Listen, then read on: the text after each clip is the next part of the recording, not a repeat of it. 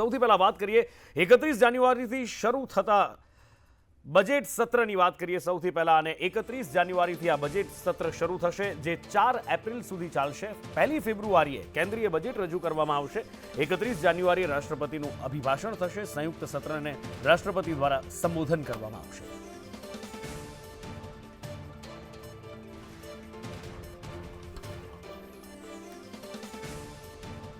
જીએસઆરટીસીમાં ક્લાર્કની ભરતી થવાની છે, પણ હવે તેમાં શૈક્ષણિક લાયકાતમાં ફેરફાર કરવામાં આવ્યો છે. શૈક્ષણિક લાયકાત વધારવામાં આવી છે. આ શૈક્ષણિક લાયકાત પહેલા HSC સુધીની એટલે કે 10મા ધોરણ સુધીની હતી, તે હવે વધારી અને સ્નાતક કરવામાં આવી છે. HSC થી વધારી હવે સ્નાતક સુધી શૈક્ષણિક લાયકાત કરવામાં આવી છે.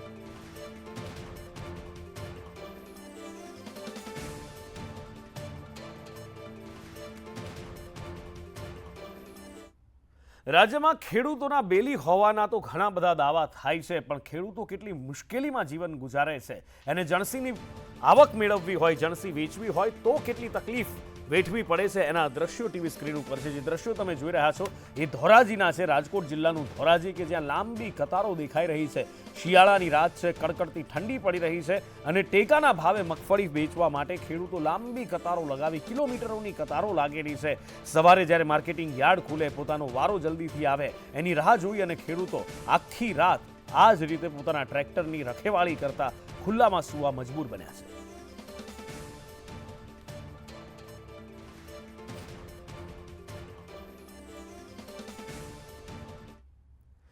ગીર અભયારણ્યમાંથી બિલકુલ વચ્ચોવચ્ચથી રેલવે ટ્રેક પસાર થાય છે અને રેલવે ટ્રેક ઉપર ઘણીવાર સિંહ આવી જતા સિંહ મોતને ભેટે છે.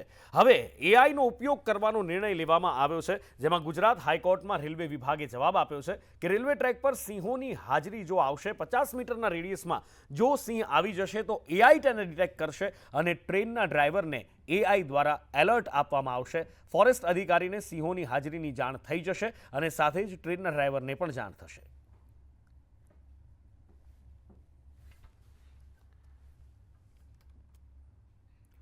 ભારતીય જનતા પાર્ટીના રાષ્ટ્રીય અધ્યક્ષ જેપી નડ્ડા 2 દિવસ ગુજરાતના પ્રવાસે છે. સંગઠન પર્વની ઉજવણી ભારતીય જનતા પાર્ટી કરી રહ્યું છે, ત્યારે જગત પ્રકાશ નડ્ડા ગુજરાત આવી રહ્યા છે. આજે રાત્રે 11:30 વાગે તેઓ અમદાવાદ એરપોર્ટ પર ઉતરશે અને આવતીકાલે 3 સરકારી કાર્યક્રમમાં હાજરી આપશે. ત્યારબાદ સોલા એજ્યુકેશન કેમ્પસમાં પણ હાજરી આપશે. સ્વામિત્વ યોજના અંગેના કાર્યક્રમમાં તેઓ ઉપસ્થિત રહેશે.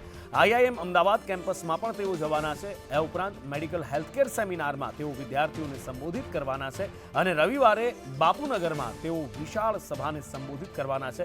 બંધારણ દિવસની ઉજવણી પ્રસંગે કાર્યકરોને પણ સંબોધિત કરશે.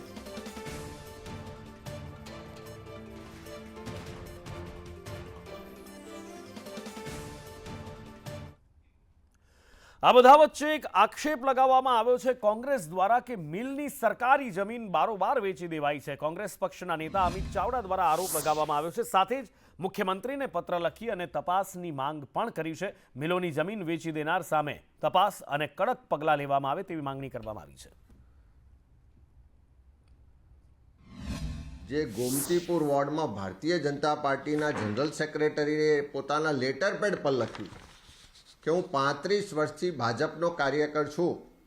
અમદાવાદની આસીમા ડેનિમ મિલ અને ન્યૂ કોટન મિલ કે જેમાં 5000 કરતાં વધારે કામદારો વર્ષો સુધી કામ કર્યું, આ કામદારોને આ ડેનિમ ન્યૂ આસીમા ડેનિમ મિલ હોય કે ન્યૂ કોટન મિલ હોય એ બંધ કરવામાં આવે છે.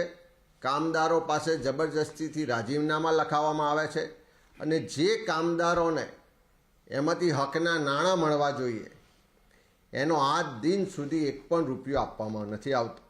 વારંવાર શ્રમ અધિકારીઓને, શ્રમ વિભાગને લખવામાં આવે છે. પોલીસ વિભાગને પણ વારંવાર જાણ કરવામાં આવે છે કે અમને જબરજસ્તીથી અહીંયા હટાવવામાં આવે છે, અમારા રાજીનામા લખાવવામાં આવે છે.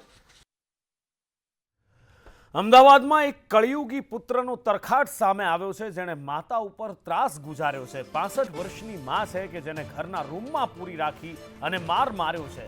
આ 18 દિવસ સુધી એ નરાધમ પુત્રએ માતાને રૂમમાં પૂરી રાખી. એ માં કે જેણે અનેક કષ્ટ વેઠીને તેને મોટો કર્યો છે, જેની કુખે એ જન્મ્યો છે, જેનો ખોળો ખૂંદ્યો છે, અને જ્યારે હવે એ માં ગરડી થઈ છે ત્યારે એના ઉપર એ ત્રાસ ગુજારી રહ્યો છે. 18 દિવસ સુધી રૂમમાં પૂરી રાખવાનો આરોપ લગાવવામાં આવ્યો છે અને સાથે જ મારવાનો પણ આરોપ છે. માતાની હત્યા કરી લાશને કોથળામાં ભરવાની પણ તેણે ધમકી આપી છે.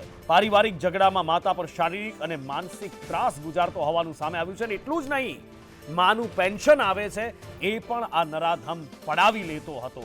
આખરે માએ કંટાળી અને પોલીસ ફરિયાદ કરી છે અને આ નરાધમ પુત્રની પોલીસે ધરપકડ કરી છે. ઘાટલોડિયા પોલીસે તેની ધરપકડ કરી છે.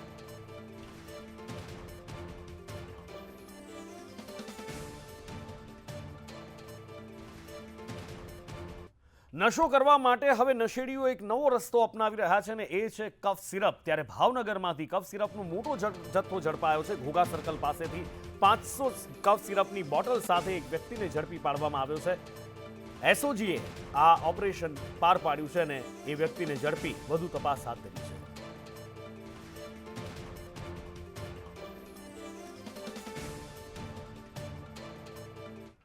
ગુજરાત યુનિવર્સિટીના કોર્ડિનેટર સામે ફરિયાદ નોંધાઈ છે. એક મોટા કૌભાંડની મોટી ઉચાપતની ફરિયાદ ક્રાઇમ બ્રાન્ચમાં નોંધાઈ છે. ક્રાઇમ બ્રાન્ચમાં 4 કરોડ 9 લાખ રૂપિયાની ઉચાપતની ફરિયાદ નોંધાઈ છે. કમલજીત લખતરિયા સામે આ 4 કરોડ 9 લાખ રૂપિયાની ઉચાપતની ફરિયાદ નોંધાઈ છે. એનિમેશન વિભાગમાં કમલજીત ફરજ બજાવતો હતો અને પોતાના અને સંબંધીના ખાતામાં તેણે પૈસા મોકલ્યાનો આરોપ છે.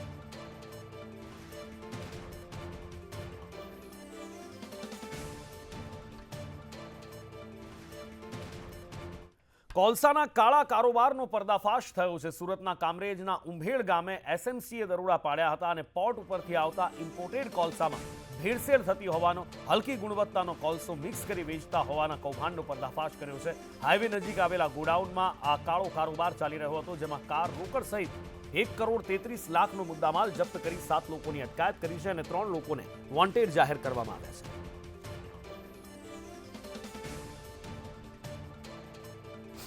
પોલીસ લોકોના જીવ બચાવવાનું પણ કામ કરતી હોય છે. કેટલાય લોકોને CPR આપી અને દેવદૂત બનેલી પોલીસને આપણે જોયા છે. ત્યારે ફરી એકવાર સુરત પોલીસ દેવદૂત બની છે. સુરતના કાપોદ્રા વિસ્તારની આ ઘટના છે કે જેમાં એક 7 વર્ષની બાળકી શ્રીજીનગર પાસેથી ગતરાત્રે મળી આવી હતી. કાપોદ્રા પોલીસની ટીમ દ્વારા 24 જ કલાકમાં તેના પરિવારને શોધી અને બાળકીને સહી સલામત હેમખેમ તેના પરિવારને સોંપવામાં આવી છે. શ્રમજીવી પરિવારની આ દીકરી હતી, જેનો આજે જન્મદિવસ પણ હતો. ત્યારે પોલીસ સ્ટેશનમાં તેનો જન્મદિવસ પણ ઉજવવામાં આવ્યો અને તેના પરિવારને બાળકી હેમખેમ સુપ્રત કરવામાં આવી. કાપોદ્રા પોલીસ સ્ટેશન વિસ્તારમાં આવેલી શ્રીજી સોસાયટીની આજુબાજુ એક 7 વર્ષની નાની દીકરી એક રાહદારી વ્યક્તિને મળી આવેલ અને એ રાહદારી વ્યક્તિ પોલીસ સ્ટેશને એ દીકરીને મૂકી ગઈ. દીકરી પૂરતું બોલી શકતી ન હતી, પોતાનું નામ જણાવી શકતી હતી પણ પોતાનું એડ્રેસ જણાવી શકતી ન હતી, જેથી રાત્રે જ અમને જાણ થતાં સી ટીમ દ્વારા સતત શોધખોળ એના વાલી વારસની ચાલુ કરેલી. દીકરીનો આજે જન્મદિવસ છે તો પોલીસ દ્વારા, કાપોદ્રા પોલીસ સ્ટેશન દ્વારા એવું નક્કી કરવામાં આવેલું કે આ દીકરી રાત્રિની હેરાન થાય છે તો એના મોઢા ઉપર મુસ્કાન આવે એના માટે બર્થડે એનો જન્મદિવસ પોલીસ સ્ટેશને જ ઉજવવામાં આવે. અને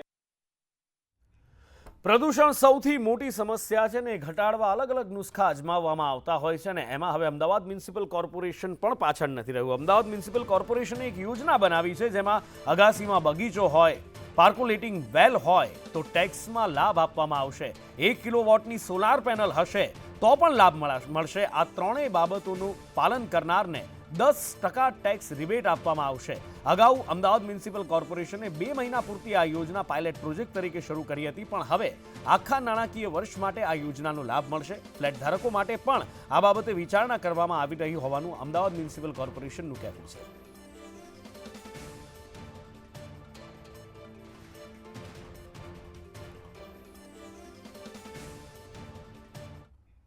કુતિયાણાના મોરદર પસવારી ગામ વચ્ચેના રસ્તા પર 44 વર્ષથી ચાલતો વિવાદ વકર્યો છે. આ મામલે મોરદર ગામના દંપતી સહિત 3 લોકો કલેક્ટર કચેરી સામે ઉપવાસ આંદોલન પર બેઠા છે। 44 વર્ષ પહેલા તૈયાર કરાયેલા મૂળ નકશામાં ફેરફાર કરી એકતરફી નિર્ણય લેવાયો હોવાનો સ્થાનિકોનો આરોપ છે। નિર્ણય મુજબ 90 ફૂટ પહોળી નદીમાં 300 ફૂટનો ત્રાંસો પુલ બનાવવાનું આયોજન છે, જેના કારણે અનેક ખેડૂતોની જમીન કપાતમાં જશે અને ખાસ કરીને 2 ખેડૂતો તો સંપૂર્ણ જમીન વિહોણા થઈ જશે અને માટે જ ઉપવાસ પર બેઠેલા ખેડૂતોએ જૂના નકશા મુજબ કામગીરી કરવા અને પુલની લંબાઈ ઓછી રાખવાની માંગ કરી હતી, પણ તંત્ર દ્વારા માંગ ધ્યાનમાં લેવામાં ન આવી અને આખરે નવા નકશા મુજબ સર્વેની કામગીરી ચાલુ રાખવામાં આવતા દંપતી સહિત 3 ખેડૂતો ઉપવાસ ઉપર બેઠા છે। અત્યારે અમને અન્યાય થયેલ છે તે બાબતે અમે અત્યારે કલેક્ટર ઓફિસની સામે પ્રતિક ઉપવાસ ઉપર બેઠેલા છીએ। અમને અત્યારે મોરદરથી પંચવારી વાળો જે રસ્તો છે 1979ની અંદર જે મૂળભૂત નકશા પ્રમાણે બનેલો છે એ નકશા પ્રમાણે જો રસ્તો નીકળતો હોય તો અમને કોઈ પ્રોબ્લેમ નથી, બરોબર। પણ 1981નો જે નવો નકશો બનેલો છે એમાં અમારી અત્યારે આખી જમીન કપાઈ છે। ડિજિટલ ભારત છે, વારંવાર દાવા કરવામાં આવે છે, આપણે પણ માનીએ છીએ ડિજિટલ ભારત છે, પણ ડિજિટલ ભારતમાં સરકારી એપ્લિકેશનો હંમેશા ઠાગાઠૈયા કરતી જોવા મળે છે ને એમાંથી જ એક છે GSRTCની આ એપ્લિકેશન ST અમારી સલામત સવારી, બેસો પછી જવાબદારી તમારી। લોકો આ હંમેશા કહેતા આવ્યા છે, પણ બેસતા પહેલાં જ આ તો જવાબદારી તમારી, કારણ કે એપ્લિકેશનના જબરજસ્ત ધાંધિયા ચાલી રહ્યા છે। ઓનલાઈન ટિકિટો બુક નથી થઈ રહી અને પેસેન્જરોની મુશ્કેલીઓ વધી રહી છે। ઓનલાઈન લાઈવ ટ્રેકિંગ આ બધું જ ડખે ચડેલું દેખાઈ રહ્યું છે અને એપ્લિકેશન નામ માત્રની હોય એવું પેસેન્જરોનું કહેવું છે। GSRTC એપ્લિકેશન લાઈવ લોન્ચ થઈ ચૂકી છે, પણ અત્યારે અમને કોઈ એવી માહિતી મળી નથી શકતી। ટ્રેકિંગ કરીએ છીએ તો બસનું ઇનવેલિડ PNR નંબરો આવે છે। અમારી પાસે STની ટિકિટ પણ છે, એ વેલિડ ગણે છે બસની અંદર જાઓ તો, પણ એપ્લિકેશનની અંદર તમારે ઇનવેલિડ કોડ બતાવશે। ઘણા ટાઈમથી હું આ એપ્લિકેશન યુઝ પણ કરી ચૂકું છું, પણ આ એપ્લિકેશનની અંદર મને કોઈ માહિતી મળતી નથી પ્રોપર। યુઝ થવી જોઈએ એ પ્રમાણે યુઝ લોકોને મળતું નથી, એટલા માટે થોડુંક એમને હાલાકીનો સામનો કરવો પડે છે, કારણ કે જે લોકોને મુશ્કેલી પડે છે, જે ટાઈમે એ લોકોને મળવી જોઈએ અથવા તો એ ટ્રેકિંગ કરી શકે તો શું એનાથી એમને સરળતા પડે છે, પણ એ આનાથી થઈ શકતું નથી। હા, હાલાકી ખરી। સરળતા જો થઈ શકતી હોય તો માણસોને ઘણું હેલ્પફુલ થાય। ST નિગમ દ્વારા ઓનલાઈન બસને એપ્લિકેશન છે તે શરૂ કરવામાં તો આવી છે કે બસના ટ્રેકિંગ થઈ શકે। ઘરનો કોઈ પરિવારનો સભ્ય જો બહાર હોય અને તે બસ કયા વિસ્તારમાં ફરી રહી છે, કયા વિસ્તારમાં જઈ રહી છે તેનું લાઈવ લોકેશન મળી શકે તે માટેની આ એપ્લિકેશન છે જે લોન્ચ કરવામાં આવી છે, પરંતુ એપ્લિકેશનમાં ક્યાંક હાલાકીનો સામનો પેસેન્જરોએ કરવો પડી રહ્યો છે। PNI નંબર લખવામાં આવે છે, એન્ટર વ્હીકલ નંબર લખવામાં આવે છે અને તેને સબમિટ કરવામાં આવે છે, પરંતુ પૂરતી માહિતી મળતી નથી। તેને લઈને વહેલી સવારથી કે ગમે ત્યારે પેસેન્જરો જ્યારે મુસાફરી કરતા હોય છે ત્યારે પેસેન્જરોને હાલાકીનો સામનો કરવો પડે છે। જ્યારે ST નિગમને આ હાલાકી ભોગવી રહેલા પેસેન્જરો અપીલ કરી રહ્યા છે કે તમામ જે નવી એપ્લિકેશનો લોન્ચ કરવામાં આવે છે પરંતુ એની પૂરતી સુવિધાઓ મળી રહે તે પ્રકારની પણ તકેદારી રાખવી જોઈએ।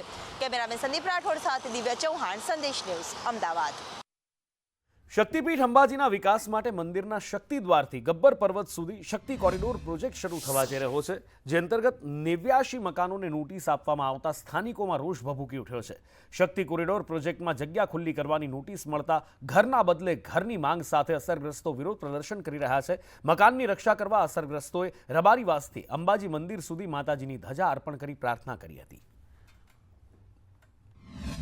મા અંબાના પવિત્ર ધામમાં અમે રબારીવાસ ગબ્બર રોડ 80 થી 90 માણસોને જે પોતાના કબજા ભોગવટા હટાવવાની જે નોટિસો આપી છે, જેમાં તમામ લોકોના પાકા મકાનો અને ઢોરોના વાડાઓ આવેલા છે, જેના માટે અમે જેવી અમને ખબર પડી સર્વે થયું ત્યારથી અમે કલેક્ટર શ્રી બનાસકાંઠા, DDO સાહેબ, મુખ્યમંત્રી સાહેબ, તાલુકા પંચાયત, મામલતદાર કચેરી, વહીવટદાર સાહેબ બધાને આવેદનપત્ર આપેલ છે। સત્યપીઠ અંબાજીની વાત કરવામાં આવે તો જે કોરિડોરની જે કામગીરી શરૂ થઈ રહી છે તેને લઈને જે અંબાજીથી તે ગબ્બર જતા જે માર્ગ પર જે રબારીવાસ આવેલો છે, રબારીવાસના જે લોકો છે તેમને નિવેશિકારોને જે નોટિસો આપવામાં આવી છે કે અમને કેટલાય સમયથી નોટિસો મળી છે. આજથી પહેલા અમને કશું ખબર હતી નહીં કે આ જગ્યા દબાણવાળી છે. જે વખતે અમે આ ઘર ઊભા કરતા હતા એ વખતે અમને આવીને જાણ તો કરવી હતી કે તમે આ જો ઘર બાંધી રહ્યા છો તો આ દબાણમાં છે, તો તમે અહીંયા ઘર ના બાંધતા. તો અમે વિચાર કરતા કે અહીંથી બીજી જગ્યાએ ખસેડી દેતા. હવે અધ વચ્ચે આવીને અમને આમ કહી રહ્યા છે કે તમને હવે અહીંયાથી ઉઠાડી મૂકવામાં આવશે. તો તમે ઉઠાડશો તો ખરા, પણ અમે જશું ક્યાં? ફક્ત એ જ કહીએ છીએ કે સરકાર વિકાસ કરે, એમના સાથે અમને વિકાસની બાબતમાં કોઈ વાંધો ના હોય, પણ સાથે સાથે જે વિનાશ થઈ રહ્યો છે એનું પણ ધ્યાન રાખવું જોઈએ. તો બસ અમારી તો એ જ માંગણી છે કે ભાઈ અમે અને અમારા છોકરાઓનું અને અમારું ભવિષ્ય અંધકારમાં હોય તો અમને વૈકલ્પિક વ્યવસ્થા કરી અને એ જ અમારી સરકાર સુધી પાસે માંગણી છે. લક્ષ્મણ ઠાકોર, સંદેશ ન્યૂઝ, અંબાજી. વડોદરામાં ગોરવાની આધાર હોસ્પિટલમાં વિધર્મીએ નર્સ પર દુષ્કર્મ આચરવાના કેસમાં પોલીસે તપાસ હાથ ધરી છે. આ અંગે ડીસીપી જુલી કોઠિયાએ નિવેદન આપતા કહ્યું છે કે યુવતી દ્વારા સાથી કર્મચારી પર દુષ્કર્મનો આરોપ લગાવવામાં આવ્યો છે. હજી સુધી સીસીટીવીની તપાસમાં કંઈ નક્કર સામે નથી આવ્યું. આરોપીનું નામ અશરફ ચાવડા છે, જે મૂળ કોડીનારનો છે અને છેલ્લા 10 વર્ષથી હોસ્પિટલમાં ફરજ બજાવે છે. આ કેસમાં ડોક્ટરે સપોર્ટ કર્યો કે નહીં એની પણ તપાસ હાથ ધરવામાં આવશે. કોઈ નથી થતો, તમને કહે તો છે, હજી કેટલી વાર કહેવાનું? કઈ રીતે કહો છો? પણ તમને સીધી રીતે જ કીધું કે અત્યારે અમારે કોઈ વસ્તુ નથી કેવી, અમે જે હશે એ પછી કહી દઈશું. પોલીસમાં પરિવારમાં છો, કોણ છો? હું બહારનો છું, અનનોન પર્સન છું. પછી કેવી રીતે કહી દો? હું એ રીતે જ કહું છું. ગોરવા પોલીસ સ્ટેશન વિસ્તારની અંદર આધાર હોસ્પિટલ છે, એમાં જે યુવતી છે ભોગ બનનાર, એનો જે ગ્રીવન્સ છે એ આધારે બીએનએસ કલમ 64-351-2 એટ્રોસિટી એક્ટની 325 એ મુજબ ગુનો દાખલ કરવામાં આવેલ છે. તારીખ 15ની ઘટના છે અને જ્યારે યુવતી પોલીસ સ્ટેશન સમક્ષ આવે છે તરત જ મેટરને વેરીફાઈ કરી અને ગુનો દાખલ કરવામાં આવેલ છે. આ ઘટના એ પ્રકારની છે કે ભોગ બનનાર યુવતી છે અને એના જે સાથી કર્મચારી છે એના પરના આક્ષેપો છે કે એમને ઉપરના માળે ઉચકી લઈ જઈ અને કૃત્ય કરેલું છે. 3 દિવસે ગોરવા સ્થિત આધાર હોસ્પિટલ છે. આ હોસ્પિટલમાં એક 20 વર્ષીય યુવતી નોકરી કરે છે, સાથે જ એક વિધર્મી યુવક પણ અહીંયા નોકરી કરે છે અને આ યુવતી પર વિધર્મી યુવકે દુષ્કર્મ આચર્યાની હાલ અહીંયા ફરિયાદ ગોરવા પોલીસ મથકે કરવામાં આવી છે. ગોરવા પોલીસ મથકનો જે સ્ટાફ છે તે હાલ અહીંયા આવ્યો છે અને જે યુવતી છે તે યુવતીને પણ અહીંયા પૂછપરછ કરવામાં આવી રહી છે, કારણ કે જે રીતની આ ફરિયાદ છે કે જે વિધર્મી યુવક અહીંયા નોકરી કરે છે અને તેણે અન્ય કોઈ માળ ઉપર જ્યારે લાઇટો ગઈ ત્યારે પેશન્ટને શિફ્ટ કરવાના બહાને અહીંયા બોલાવી હતી અને ત્યારબાદ તેના પર દુષ્કર્મ આચર્યાની ફરિયાદ છે. જોકે હાલ ગોરવા પોલીસ મથકનો સ્ટાફ આધાર હોસ્પિટલ ખાતે આવ્યો છે અને યુવતી. કેમેરા પર્સન નિકેશ વળન સાથે કુણાલ શર્મા, સંદેશ ન્યૂઝ, વડોદરા. એન્જિનિયર્સ મિસ્ટેક આ શબ્દ આપણે ઘણીવાર સાંભળ્યો છે, વાંચ્યો છે અને એ મિસ્ટેક્સ આપણે જોઈ પણ છે ને. આવું જ કંઈક ઉધનાના રેલવે સ્ટેશન ઉપર પણ થયું છે કે જેમાં પ્લેટફોર્મ બનાવવામાં મોટી ચૂક થઈ ગઈ છે. અધૂરો બનેલા પ્લેટફોર્મ લોકોના જીવ માટે જોખમ છે. પ્લેટફોર્મ અને ટ્રેનના પગથિયા વચ્ચે મોટું અંતર છે. પ્લેટફોર્મ નંબર 6 પર મુસાફરોને ખૂબ તકલીફ પડી રહી છે. ચડવા ઉતરવા માટે અન્ય લોકોનો સહારો લેવો પડે છે ને એમાં પણ દિવ્યાંગ હોય, વૃદ્ધ હોય, બાળકો હોય, એમને ખૂબ તકલીફ પડી રહી છે. ગર્ભવતી મહિલાઓ હેરાન પરેશાન થઈ રહી છે. ટ્રેનમાં ચડતા મુસાફરોનો અકસ્માતનું પણ જોખમ છે. સુરત રેલવે સ્ટેશન માટે કેટલીક ટ્રેનો બંધ કરી દેવામાં આવી છે અને ઉધના રેલવે સ્ટેશન ખોલી દેવામાં આવ્યું છે, પરંતુ તમને દેખાશે કે આ જગ્યામાં પ્લેટફોર્મ જ નથી. આ મહિલાઓ જે છે તેમને ચડવા માટે તકલીફ થાય છે. મહિલા સાથે જે વૃદ્ધો છે તેમને પણ તકલીફ થાય છે. कई तरफ जा रही है? हम गंगाधरा। प्लेटफॉर्म नहीं है, तकलीफ हो रही है? हाँ तकलीफ तो हो रही है। अभी हम जैसे लोग चढ़ जाएंगे, लेकिन बूढ़े लोग कैसे चढ़ेंगे ऊपर? अभी ये जो बूढ़े हैं उनसे नहीं चढ़े जाएगा ना, ये इधर से इतना ऊपर नहीं चढ़े जाएगा, इसे तो ये इधर प्लेटफॉर्म होना चाहिए. जो महिलाओं हमें ऊपर चढ़શે તો તમને દેખાશે કે અહીંયા પ્લેટફોર્મ નથી. સ્માર્ટ સિટી સુરતની આપણે વાત કરીએ છીએ, મિની ભારત તરીકે સુરતની ઓળખ છે, પરંતુ તમારી સામે છે કે આ જગ્યા પર પ્લેટફોર્મ ના બનાવવામાં આવ્યું છે અને જે પ્લેટફોર્મ નંબર 6 છે તેના ઉપર મહિલાઓએ આવી રીતે ઉપર જવાનો વારો આવ્યો છે. જે કોઈ પણ હોય પછી તેને આ જ પરિસ્થિતિમાં ચડવું પડશે, કારણ કે પ્લેટફોર્મ આવતું નથી. હવે હું તમને અહીંયા બતાવીશ કે આ કયા લેવલ પર આવે છે. કેમેરા પર્સન અજીત પટેલને કહીશ કે આ જગ્યા તમે જોઈ શકો છો કે મારા થી ક્યાં આ સીડી આવી રહી છે. તમારી સામે છે આ સીડી જે છે તે ખરેખર પ્લેટફોર્મનો લગોલગ આવતી હોય છે, પરંતુ આ મારા ગળા સુધીનો ભાગ હું કહીશ કે શોલ્ડર સુધી કહીશ ત્યાં આ જગ્યા આવી રહી છે. એટલે લોકોએ અહીંયાથી ચડીને જવા સિવાયનો બીજો કોઈ વિકલ્પ દેખાતો નથી. ऊपर चढ़ने में कितनी दिक्कत होती है?